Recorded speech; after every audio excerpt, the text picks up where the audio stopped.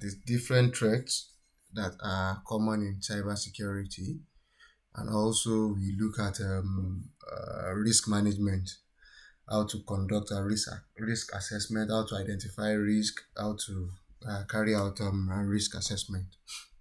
All right. So, like I said today, not to waste too much time, we'll just go into the business of the day. So, this is where it start get interesting and a bit confusing. So, I expect you to have questions today. Okay, if you don't have questions today, then that means you've not been following. So I'll expect to have questions today. I expect to have questions, and also I would like us to I would like the class to be a bit more interactive. So at any point in time, if you have any question, okay, you can just indicate by clicking on the hand raising icon, and then the moderator will let me know, because my screen is on full screen. The moderator will let me know, and then you can give the whoever have question can unmute him or herself and then ask his or her question, and then we'll be able to answer it.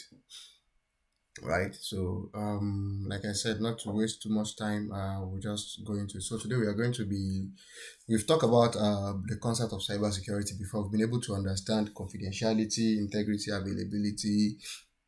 We'll be able to understand authorization and authentication and the likes. And we've known that we've also learned about our information. Can everybody hear me?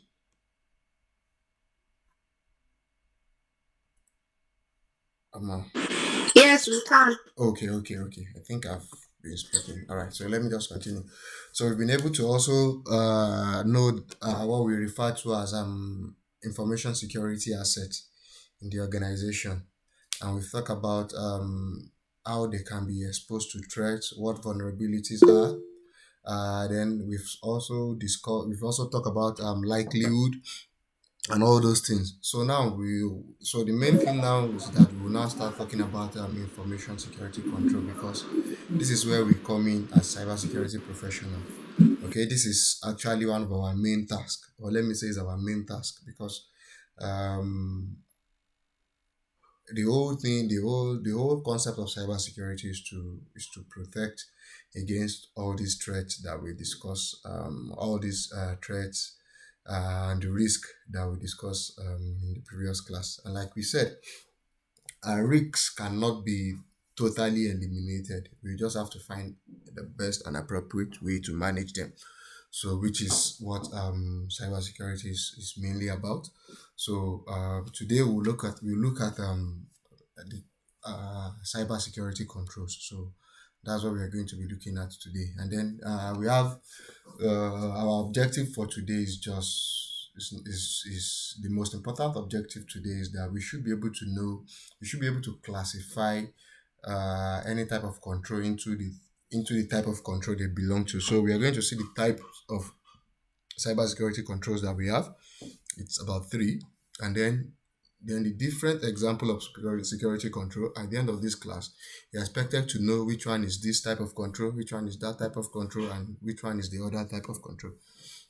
So not to waste too much time, and then we'll just go straight into it. So like the introduction, and we talk about what are security controls. So just like the way they just like what it look what just like the sound of it, or just like the word control, security control, they are mechanisms that act as safeguards or countermeasure to protect the integrity, confidentiality, and availability of system information, data, and whatnot.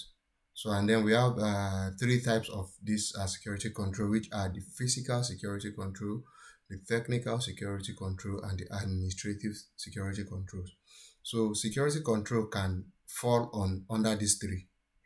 Any type of security control you're going to implement in an organization to protect their information assets will fall under any of these three. Either it's a physical security control, either it's going to be a technical security control, it's going to be an administrative security control. And of course, you see some of the controls that will be a mix of the three.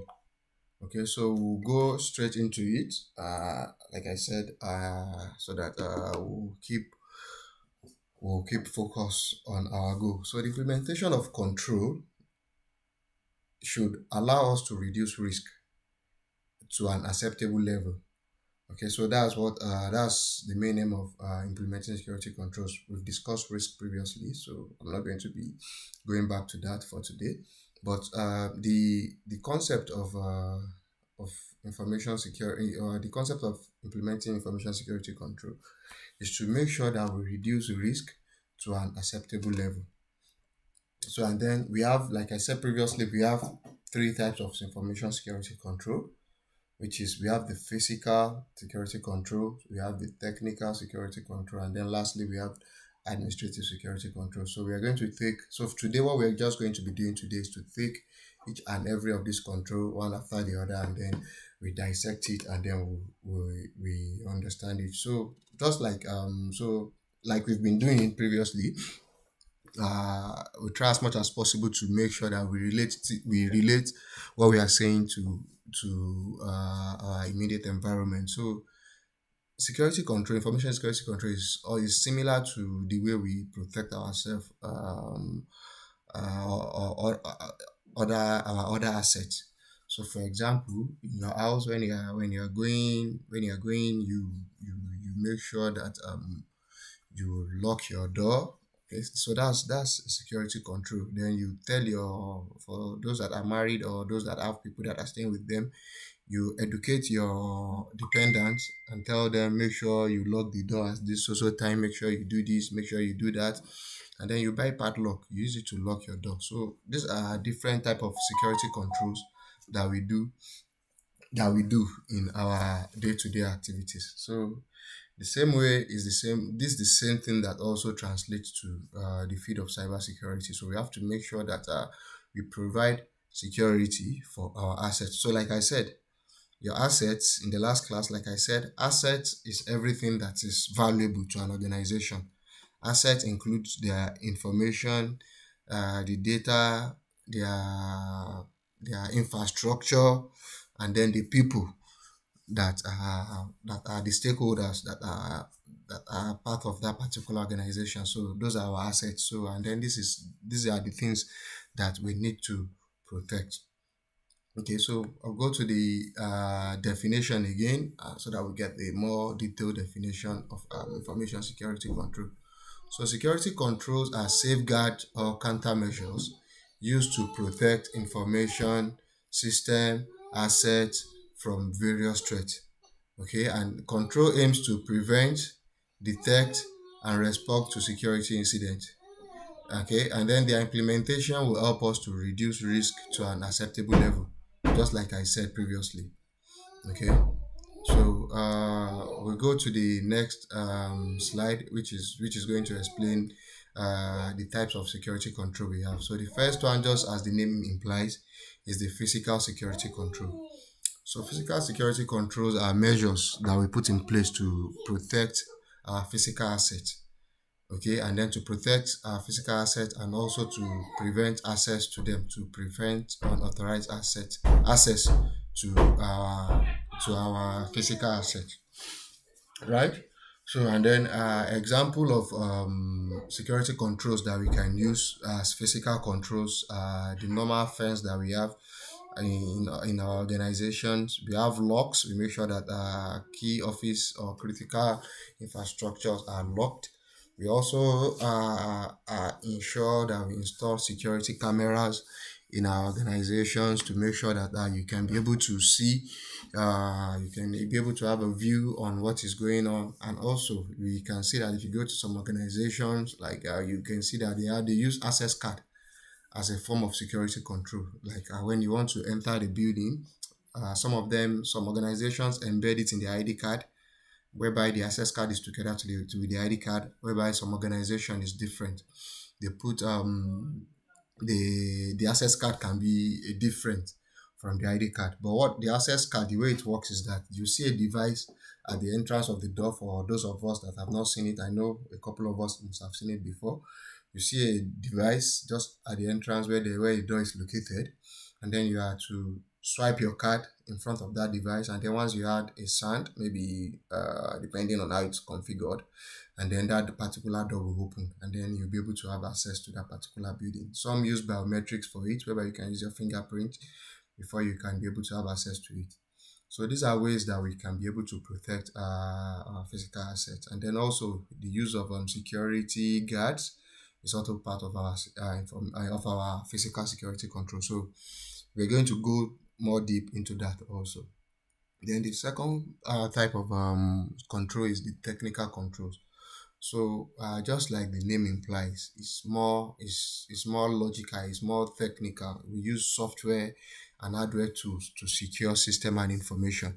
So this is just straightforward. So this is when you use your antivirus solution in your system, when you use encryption mechanisms, when you use access controls to determine who is able to have access or authorization, to control your level of authorization in the organization. Last week we discussed, part of the things we discussed in our first class is authorization, which is different from authentication. We said authentication is when you are trying to have access into a network. That's when you put your password, username, and your password. And then when you get into the network, authorization is going to determine what you do and how you are able to do it. So, for example, if you remember, we used the example of a bank, whereby you can have a teller, you can have customer service, you can have IT team. Then they will have different level of access. For example, a customer service should not be able to maybe debit or credit the customer's account. That should be the function of a teller. So these are the type of access control we are talking about, because you have access, and then we also use example of our phones, right, of our mobile banking app, whereby you are able to log in. Okay, you can transfer money to your account, but you cannot go into your bank application and add money to your account except you transfer money to it. Okay, and then because you have access to that particular account, and then you can be able to withdraw, you can be able to pay your bills and do other things. So that's also an example of access control, right? So it's technical controls that allow us to be able to implement all these type of controls in organization. So we'll also drill down on that as we move forward. Okay, so the last type of the last type of control that we are going to be talking about today is administrative control. So administrative control comes in form of a policy, procedures, and guidelines for managing security. So, like I said previously, okay, in our previous class, it's important for organizations to have policy. Policy is like a set of rules that guide the activities of individuals in an organization. So, like we all know, we all have policies. Like for most of us that are working, or most of us that have gone to schools before, we've been in a corporate environment before. We know that there are policies, right? We know that there are applicable policies. Maybe you can see maybe exam and practice policies and stuff like that for institutions. So the same thing goes in organizations. So you get to see policy whereby they can say, okay, you are expected to come to work at this period of time. When you are putting your password, you're expected to have so number of username. You are expected to have maybe 12 characters password. We all know what policy. I believe we know policies is. So like I said, policy is just like a set of rules and guidelines that guides organizations, and it's part of the way we enforce administrative control. So we have different type of policies that we can use in organizations. We can have password policies, we can have user acceptability policies. We are going to drill down on all these things so that we get a more understanding of them. Then procedures are just also, they are also guidelines, right, on how how you are expected to do things. So procedures are like your playbook, what you are expected to do. If there is a fire incident, what do you do? Okay, so those are procedures. Immediately you observe a fire, maybe you move to your muster point, you do an head count, and then for those that are firefighters, they come in, understand. So those are procedures, and also procedures and guidelines are similar. So guidelines are just like an instruction that guide the activity. So when we do all these things, for securing our organization, it falls under our administrative control. And then the example can include password policy, information security training and awareness, incident response plan. So incident response plan in the sense that if there's an event like the fire I gave previously, what do you do? How do you respond to it? And stuff like that. So those are the examples of administrative controls. So we'll we'll look at all these things one by one after the other. Right. Okay. Sorry, this slide should not be here. It's part of our slide last week. So I'm sorry about this. So we talk. So the first thing we think we're going to talk about now is our physical control. So just as we defined previously, physical controls are your measures taken to secure physical assets and then also to secure access to them.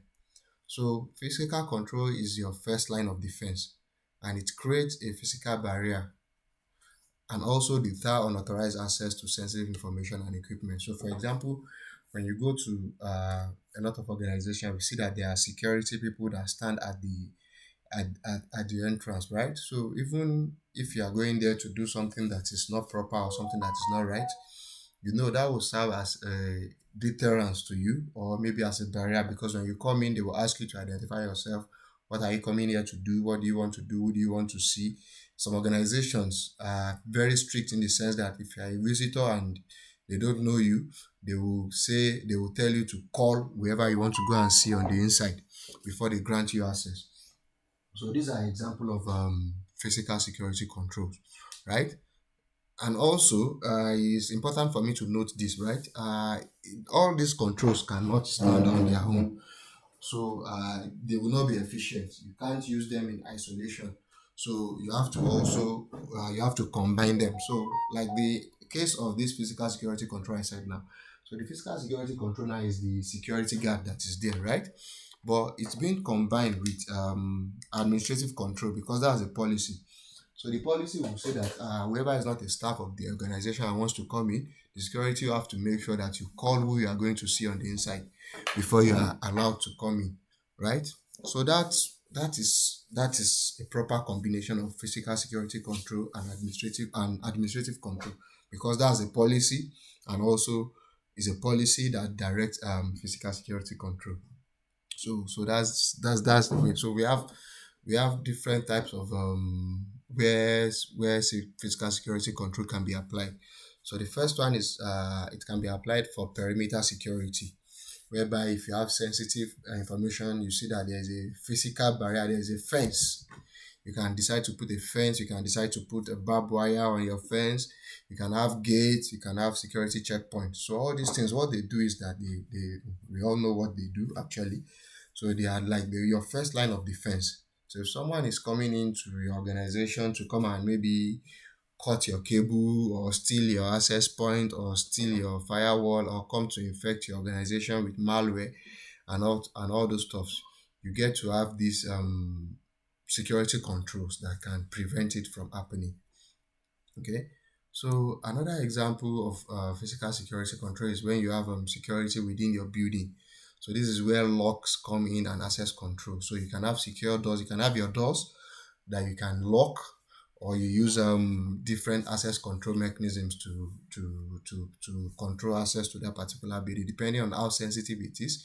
You can use your key card. You can use access control card. You can use biometric authentication system. So depending on how sensitive your data is and how well the organization is doing financially, because all these things comes at a cost. Another form of physical security control is security cameras. So you see that we have security cameras installed in most organizations, and what they do is they allow people. There are people that actually monitor the camera as it's going. They monitor to see who is doing what, who comes in to do this, who is this visitor, who is trying to. And you see that cameras are placed in sensitive locations, right? They are not just placed anywhere. They are strategically placed in where there is need for you to monitor. For example, in a bank, you will see that inside the vault there's going to be camera there. Outside the vault there's going to be camera. At the entrance there's going to be camera. everywhere that needs people to have a view of, or anywhere that need monitoring, we are going to put camera. So what camera does is that it's also deter unauthorized access and provide evidence in case of security in this incident. So in case something has happened, okay, and you want to investigate, a good place to start is camera. So it may be, for example, someone steal, or maybe you just come to the office in the next morning, you observe that your cable has been cut and you don't have access to your network, or maybe someone stole a computer. So the first thing you do is to go to your camera to review the incident, and then you'll be able to gather information. So that's also an example of physical control. The another example of physical security control is man traps. So man traps are usually at the entry, right, where you are going to an organization. So there's what we call tailgating in cybersecurity, or maybe it also applies in physical security. So tailgating is a type of threat whereby, for example, a staff is walking into an organization, right? The staff is authorized. So the person that is tailgating, that wants to have access to the organization, but is not supposed to have access to it. So what they do is that they follow someone that is authorized to enter the building as if you are working together, right? So so most security, they may not want to ask, they may be afraid to ask, especially if the person they are following is a senior person. They may think is your, maybe you are working together with him and you are coming into the organization. So they may not want to ask. So organizations do what we call a man trap. If you have been to organizations that have it, it's like iron, right? And when you are going, so it can only take one person at a time. So when you are going in, it allows you to go in, and then the other person will need to wait a bit before he or she will not be able to follow you. So it ensures that one person enters a location at a time. So that's also a good way to prevent our we know that tailgating. So since that person has gone, so if you are together, obviously the person will wait for you after he has passed the man trap, and then you come and then you can continue. But if you are not together, the moment the person enter the man trap and leave, the man trap will block you from coming in, not on the person has entered, and then you can now come in, and then the security will not be able to do their job and ask you, where are you going to, who are you, what do you want, and stuff like that. So man trap is also a key aspect in physical security. Okay, so another way we can apply physical security is to make sure we secure our data, and that's where you can see us using safes, right, or vault. Safe to prevent sensitive information, right, to prevent your sensitive documents. So if you have a physical documents that need, or hard drives or flash drives or computers or servers that you need to keep safe, you can lock them in a safe or vault. Okay, so another important physical security control equipment that we can use is our cabinet, right? So our locking cabinet or the server rack, you can organize your servers here, there, or your data storage equipment within a control area, and then you'll be able to prevent, or you lock it, and then only people that are supposed to have access to it and also have access to it. Okay, so another way of ensuring physical security is the use of data shredder or paper shredders. Okay, there is what we call I think we are supposed to, maybe we're going to do this tomorrow. Okay, so that you get to understand the different type of attacks that can happen in cyber security. So there's a type of threat or attack that we call a dumpster diving. Dumpster diving, like someone is trying to go through your dumpster where you keep your trash, the documents that you don't need, right? So this occurs in organization that deals with sensitive information.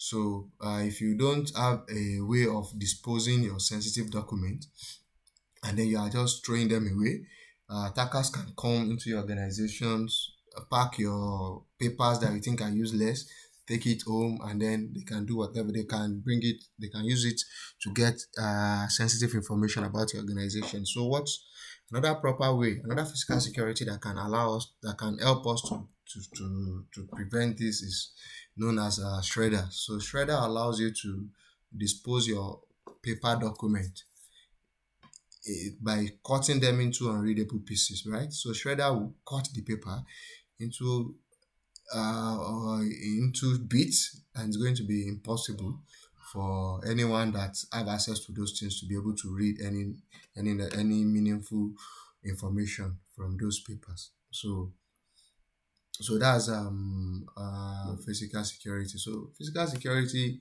helps us to prevent, again, to protect, to help us to mitigate against different type of threats. And these threats include unauthorized access, someone that is not supposed to come into your organizations and wants to come in. Okay, maybe because of the fence, because of the barbed wire, because of the CCTV camera, because of the security guard, is going to prevent them from coming in. It also helps in tailgating. I've explained tailgating before.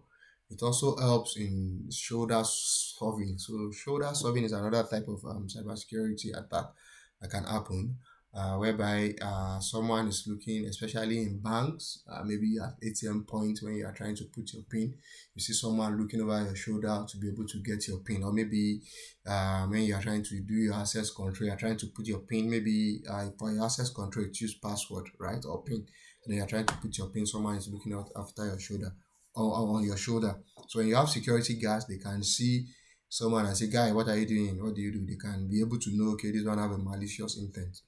So it helps you to prevent that. And also, of course, it helps us to prevent physical theft of device. So when we have security guard, we have fence, we have CCTV camera, we have access control doors, we use our cabinet, we use our safes. It's going to make it difficult for someone to walk into our organization and steal our device or our document.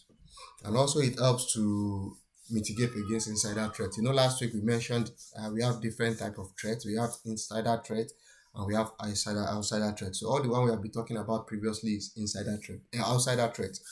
But now physical security can also help you with insider threat. For example, if you use your safes and cabinet and someone that is even a staff of the organization but is not supposed to have access to those information or device, so far the person that is in charge has locked them, he or she will not be able to have access to it. And also with the presence of CCTV camera, they can also be afraid. So also, even if you want to do something bad, you will be afraid and know that you can be caught. The camera can record your activities, and when it's being played back, they'll be able to identify it's an insider that did this. So it helps us to. So it's not limited to this actually.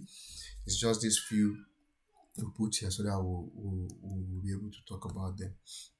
All right. So the next slide is going to talk about technical controls. So like I've explained in previous slides, so technical controls is can also be called logical controls, and they are security controls that make use of computer system or network. You use computer system, you use software, you use network, you use address device directly to implement them. So this control can also help to provide automated protection from unauthorized access or misuse. It can also help us to detect different security violations. Okay, and also it can help us to support security requirement for application and data. So technical control is very vast. We can use it to achieve so many things. Okay, and it's one of the things we are going to be doing mostly as security experts. So you use it to monitor unauthorized access, to facilitate, to be able to detect if there is an intrusion or if someone has compromised your network. It can also help you to detect if someone with authorization has done something that is not proper. So we'll just look at the different types of security controls. So these are what security controls can do for us. So the security controls can help us to prevent unauthorized access. Okay, so controls that help us to restrict access to information based on user permission. So this is more or less like authorization that we've talked about last week. So that's why it's important for us not to miss any of these classes, because everything is going to be is like I said when we start, is a structured learning. So everything is layered on it's going to be layered on what we have done previously. And if you miss one or two of these classes, you may have difficulties catching up. But notwithstanding, that's why we are a community, If there's anywhere you need to catch up, you can, like I said, you can always ask your question either in the group. You can ask your colleague. You can throw it to the group, someone that understands it to explain. And we are part of, we are coordinators in the community, will also try as much as possible to explain. So that's just a digression. So let's continue. So technical controls also help us to detect and identify threats. So you can implement technical control in a way that it helps us to monitor a network. It allows us to identify suspicious activities, and also it can allow us, we can use technical controls, can help us to identify potential security breaches in the network. So we are going to talk about that also. We are going to talk about that also as the class progress. Okay, so it also helps to protect our information. So like we said in our previous class, data have different type of state. There's data at rest, that's when you store your data. When you store data.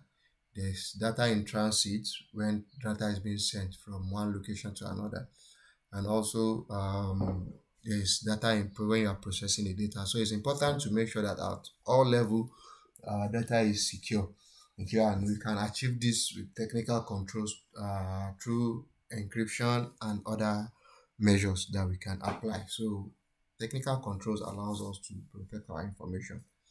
And also technical control also help us to recover from incidents. So in the case whereby an attack has occurred, maybe a malware or a ransomware or whatever the case may be, and we have lost some information or we have lost some data, technical controls can also allow us to be able to recover.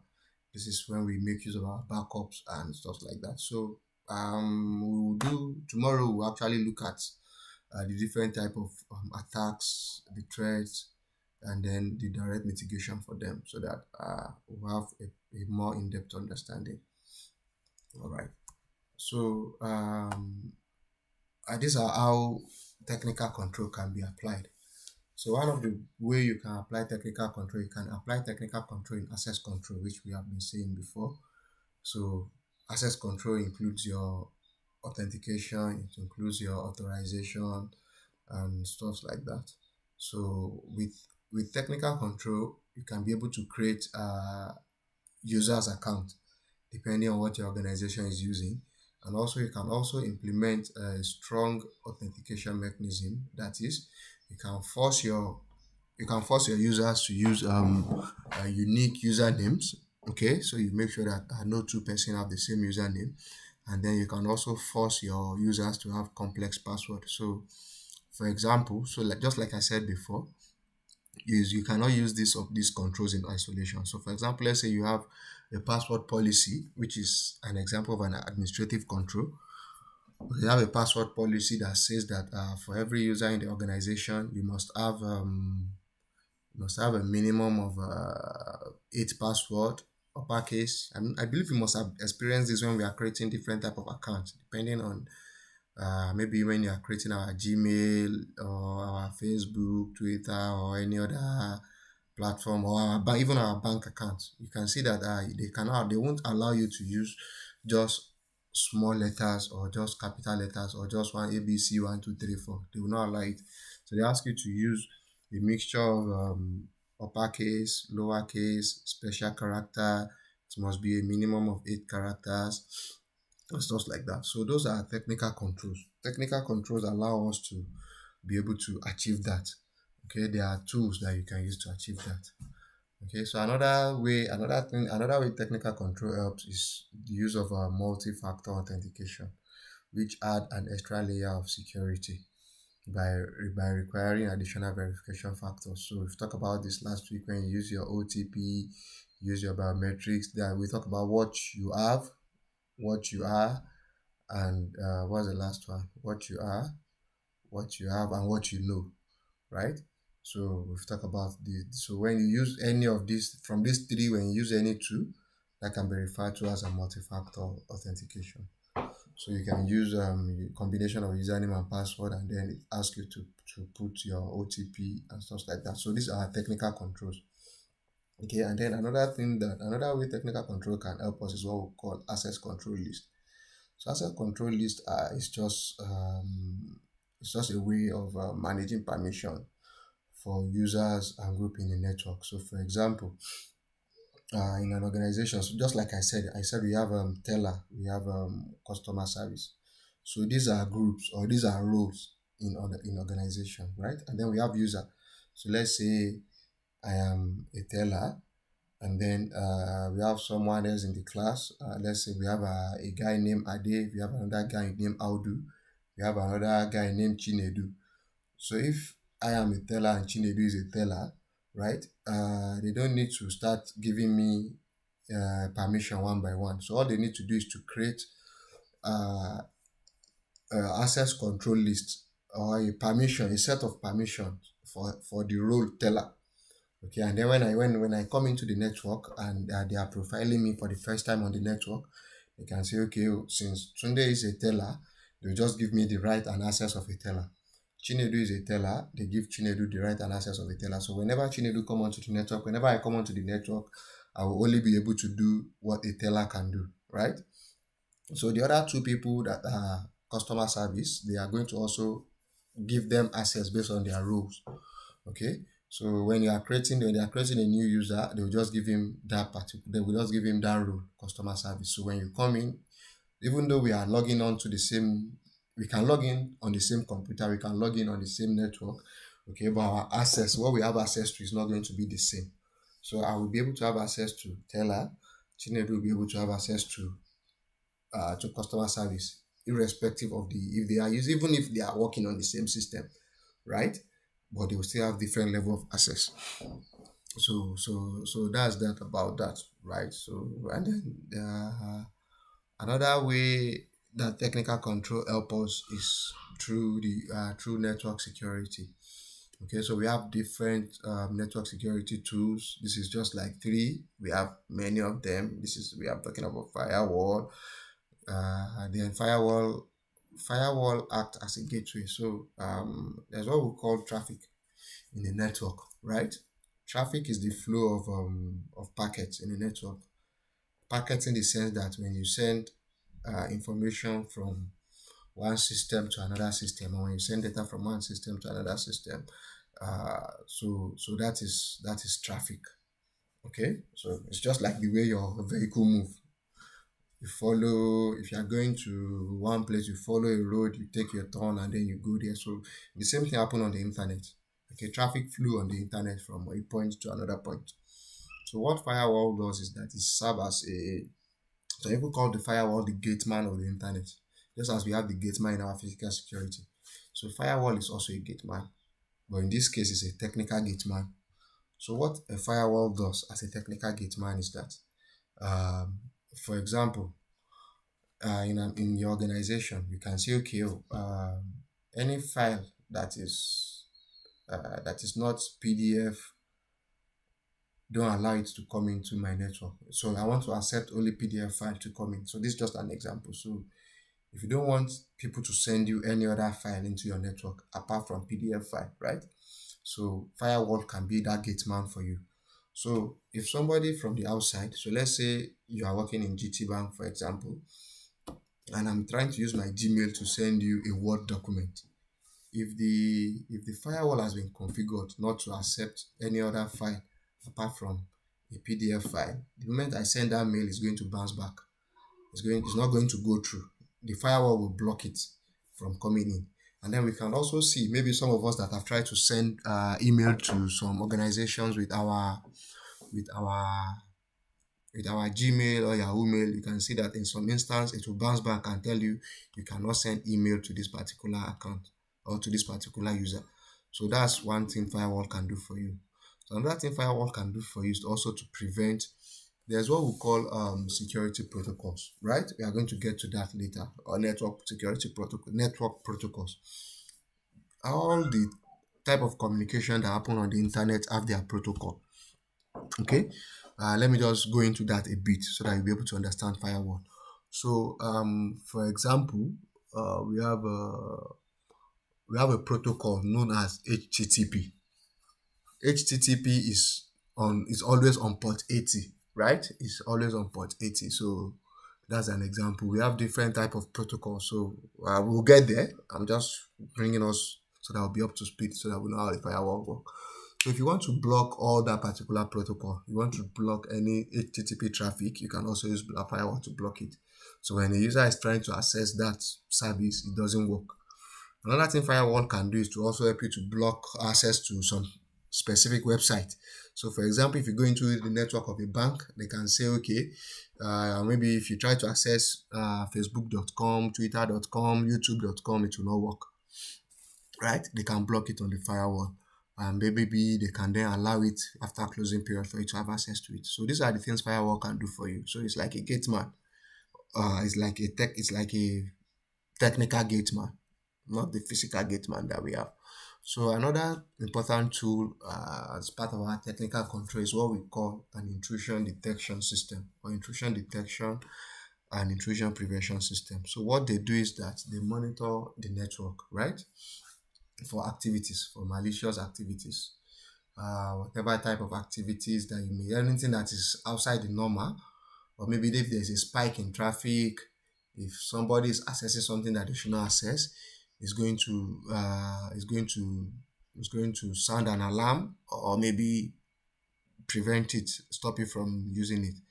Okay, so other technical, then the next thing that we're going to talk about is VPN. So we all know VPN when Twitter was banned, right? We use VPN then. So, but that is just one thing VPN can do for you. So what VPN does in a nutshell is that we are going to have a class on network security where we will talk about all these things in depth, right? So for me not to waste too much time, let me just give you the practical example of how VPN work. So you see, when you go to a bank, you can see that they are accessing your information over the internet, right? But if you should put that address that they are putting on your own computer or on your own phone and press enter, you'll not be able to have access to it. Why?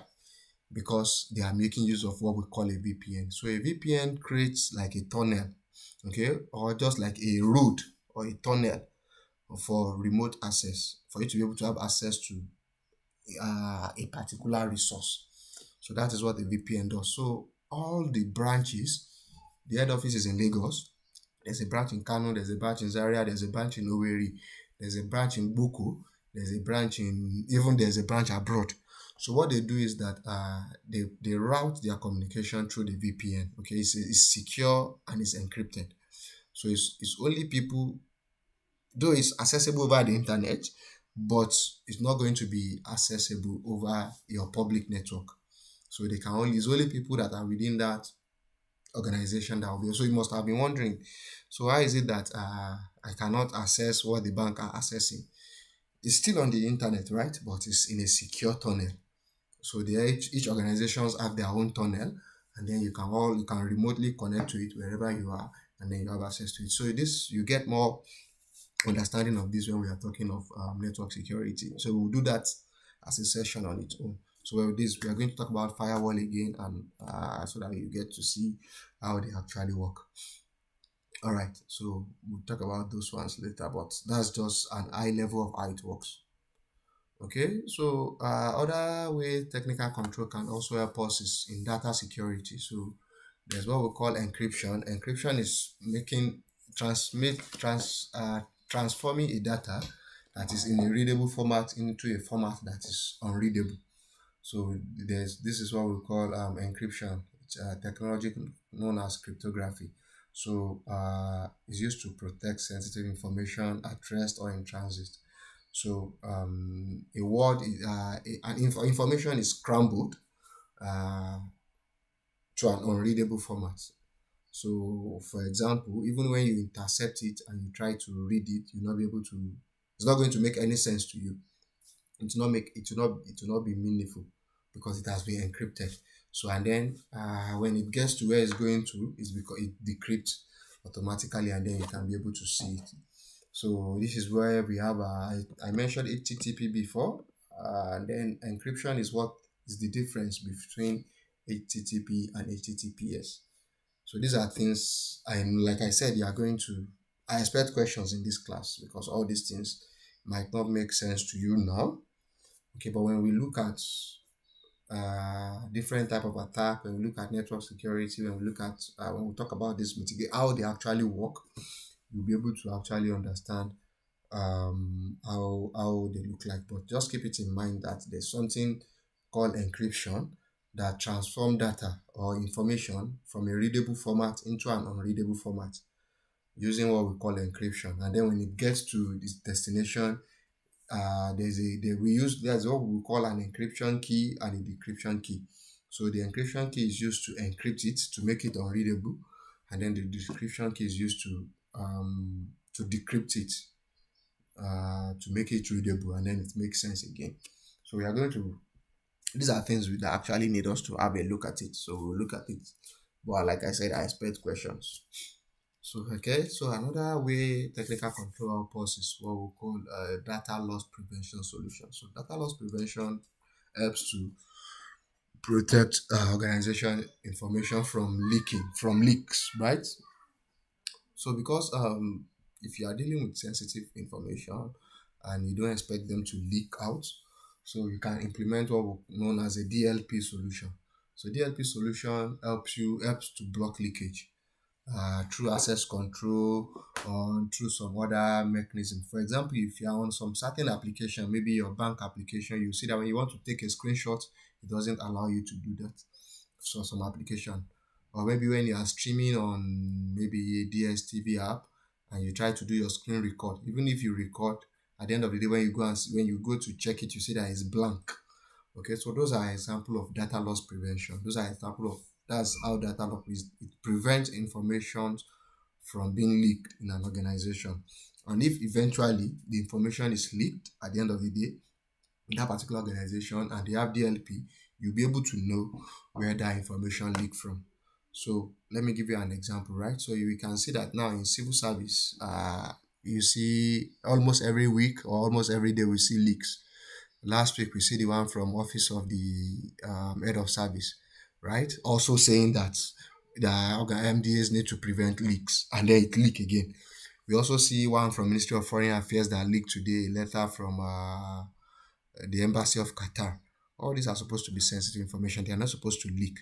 But because we are still using paper, anybody can snap it and then upload it or send it to someone on social media, and then you'll not be able to know where it comes from. But if they are using, if they have automated their process, right, and they implement a data loss prevention system in their organization, it's going to be difficult because now the information will not. Normally what they do is when they receive data, people print it, someone take it to Oga, you stamp it, you do this, you do that. But if it's automated, it comes to someone, right? Whoever it comes to, send it to Oga directly, and then if within that period it's being sent out, you'll be able to know, okay, where did it leak from, at what time did it leak, and then you'll be able to identify who leaked it, right? And there are also dedicated tools that are actually designed for data loss prevention, that whenever information is being sent out to your guests, you can mark some information as sensitive, and someone is trying to send it out from your organization domain, maybe through Gmail, or through you are sending it to a mail that is not authorized, because the data loss prevention tool will allow you to state where you can send that data to. So when you try to send it to that particular unauthorized email, it block it and it sends notification to the admin that so person tried to send this file to so email at this so time. So that is how the tool actually work. And then we have data backup and recovery. So like normally it's possible for all of us that are using Android phones or have Apple phone. You see that we have a location in the cloud where we can we can back up our pictures, our files, and then if you lose your phone, even your contacts, you back it up on Google or whatever application you are using, and then when you change your phone, you don't need to start saving number again. You just restore it from the cloud. So the same thing works for organizations. There are tools that can allow you to back up your data, and then in the case of any failure or attack, you can also recover from it. So another key technical control is our antivirus and anti-malware solutions. So we all know virus, malware. Even though we may not know the difference between them now, which we are going to tell us subsequently, but antivirus helps to detect and also to remove and clean your system from this type of attacks. So we'll talk about malware later. We'll talk about malware later, and then also software update and patch management. So you also need to make sure that technical control also help us to update our softwares. When there is when the software is, if there is a vulnerability is discovered on your operating system, it's being patched, and then the patch will be released, and then you have to update for you to make sure that you are not exposed to any known vulnerability. All right, so that's that about that aspect. And then lastly, what we are going to be talking about in technical control. I know this is an area that interests a lot of people in cybersecurity: penetration testing, or you can call it penetration testing, you can call it ethical hacking. It's also another form of technical control that allows us to identify weakness in our system when you subject your system to test. The same way an attacker or an hacker will hack your system, you also call people or people in your organization. We have that's an area in cybersecurity where you can decide to specialize on. You can test the network, discover vulnerability, and then you report it responsibly, and then you suggest mitigations on how the organization can mitigate such attack. So it's good for us to remember that technical security control depends on proper configuration, because all these things I just said, they cannot configure themselves, right? So when people are saying computer is coming to steal our job, no, computer is not coming to steal our job. Computer is creating jobs, because these things cannot do themselves. Even with the AI and stuff like that, most of these things can still not work on their own. So we still need people to configure them. The only thing is that they now make it faster for us. Computer now make it easier, but we still need people to make sure that you configure it, you maintain it, you make sure they are updated, right?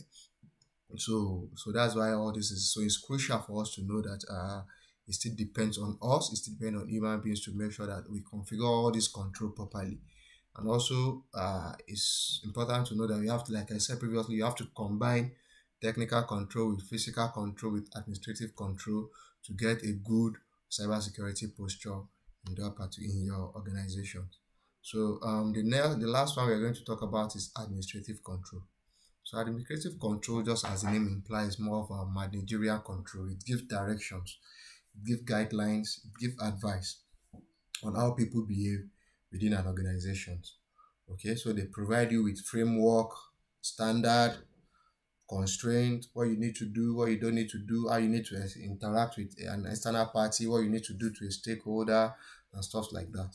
So that's how administrative control works. So administrative controls are policies, they are procedures, they are guidelines that establish how an organization manage information security risk. So I take that again. Administrative control are policies, procedures, and guidelines that establish how an organization manage information security risk. So because it's important, because we are not we need, as human beings, we still need guide, we still need direction, we still need to know that if you do something that is not good, this is going to be the consequence. We still need to know that because we like things that are easy. There's no policy in organization that will enforce people to use strong password. A lot of people will use ABC 1234 or 12345678 or ABCDEAF, or they use their username, they use their name, they use something that is very easy, because human beings don't like stress, right? But because organization knows that this thing will lead to security breach in the organization, and so that's why there's policy is being enforced on people to make sure that, okay, even though it's not convenient for you, but it's going to protect you, it's going to protect the organization, and then you are being forced to use a certain number of password and a certain number of combination. They make sure you go for training, they make sure you do drills and stuff like that. So administrative controls it's more like a managerial control. So it's people is it usually come from the management, and they come in form of laws. They come in form of policies and guidelines.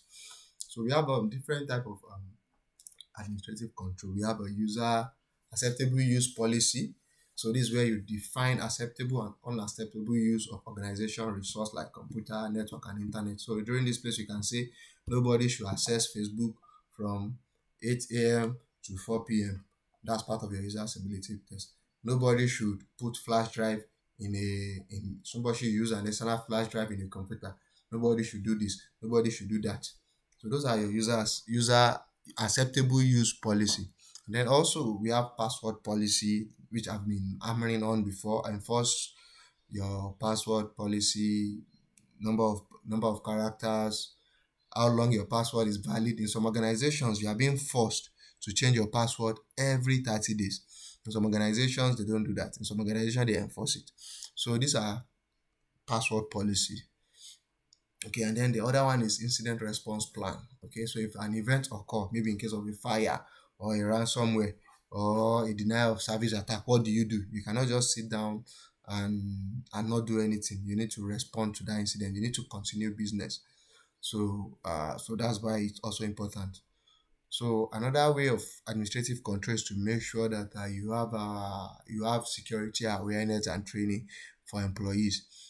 You conduct training regularly. You educate your employees about cybersecurity threats, best practices for information security handling, and other stuff like that. So they help your staff to be informed of security incidents, and then what to do and what not to do. And also another common attack is phishing, which we are also going to talk about when we talk about the different type of attack. So phishing is a type of attack whereby someone try to trick you into revealing an information that you will not reveal on a normal day. Like someone call you and say, this is Mr. Day from your bank. Your account is having issue. Call the number on your ATM for me, or stuff like that. So that's an example of phishing. So you need to train your employees. So, and then it can come in form of email. It can come in form of calls. They can send an email to you and say, your account, your GT account has been blocked. Click on this link to unlock it. And then when you click on it, they ask for your name, they ask for your date of birth, they ask for your this, they ask for your that, and then you provide them. Okay, and then some phishing just need you to just click the link. Once you click the link, you have put your organization in trouble. So it's important to make sure that you train your employees, because it's one of the most common ways whereby organizations are being breached.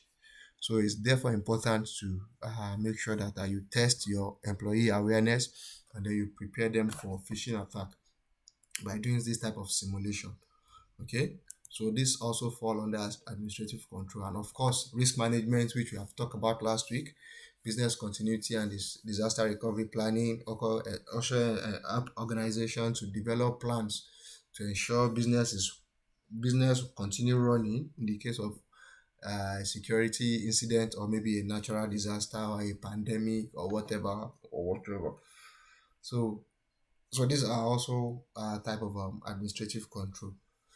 Okay, additional examples: data classification and handling procedures, just how information is being handled in an organization, how you store them, how you dispose it, and stuff like that. And then change management. You need to also have a policy or a procedure on how you manage change in an organization, how you update your server when you are changing your, maybe you are using paper for a process before, and then you now want to automate it. You need to make sure that you have a procedure in place whereby it will move the people from the old method to the new method. So these are also type of administrative controls. Okay, so in conclusion, security controls, these three security controls that we have mentioned, they are essential, they are very important for protecting our information security, for protecting our information system, for protecting data, from protecting an organization. So it's therefore important to understand this different type of control and their process. And then we also have to keep in mind that security is an ongoing process, and we have to keep this control effective. We have to make sure that we continue monitoring them, we continue adapting to new threats and stuff like that. So This will help us to protect our organization from unnecessary risk. So I believe this brings us to the end of this class, and thank you. And if there is any question, we can take them. I try to make sure we finish under our 1 hour. So in case we are being kicked out by Google Meet, we can know that we have done with the class, and then we know it's time for question and answer. So please, uh, I know there will be questions. So please feel free to ask your questions.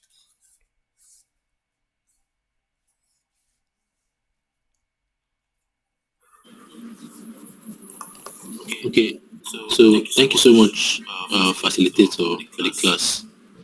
Yeah, yeah, you're welcome. Thank you so much. It's so detailed, well detailed and insightful.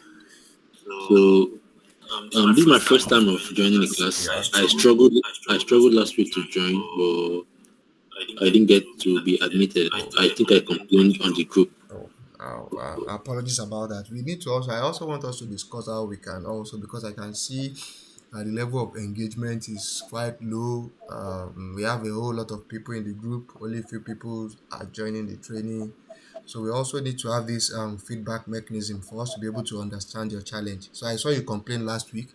I think there Yeah. was, especially on Sunday, I think the link we use is not the main link we are expected to use. So what I would do is that I think I there's a way whereby you don't need to be accepted. If we send a meeting invite and then you accept it, I think it will not be asking you to be admitted again. I'm not sure if that works on Google Meet, but I know it works on some other meeting platform. So we'll just brainstorm and see. And also we like to also hear from you how you think we can carry more people along, and also how we can increase the number of, because now we have about we have about like 10 to about around less than 15 people that joined this class today.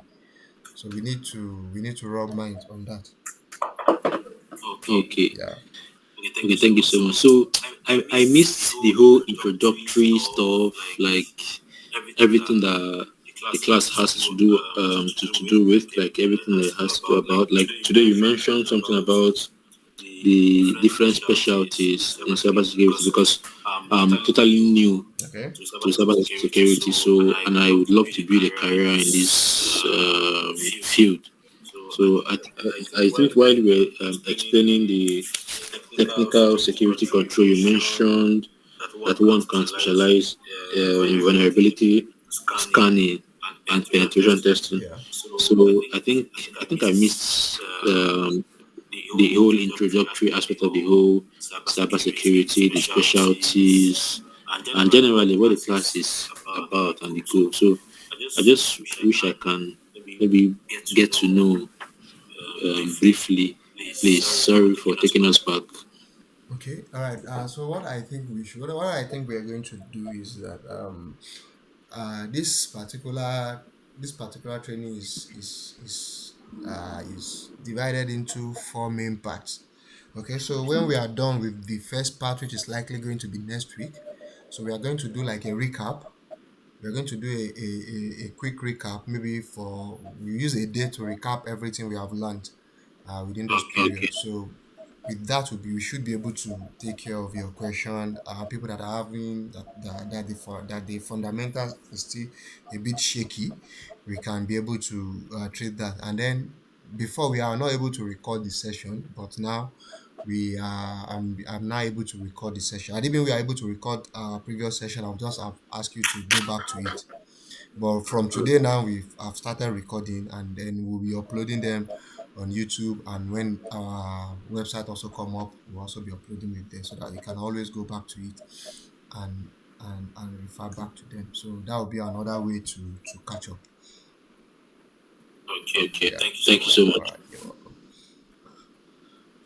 All right. So please, if we have any question around what we did today or anything, we can ask before we call it a day.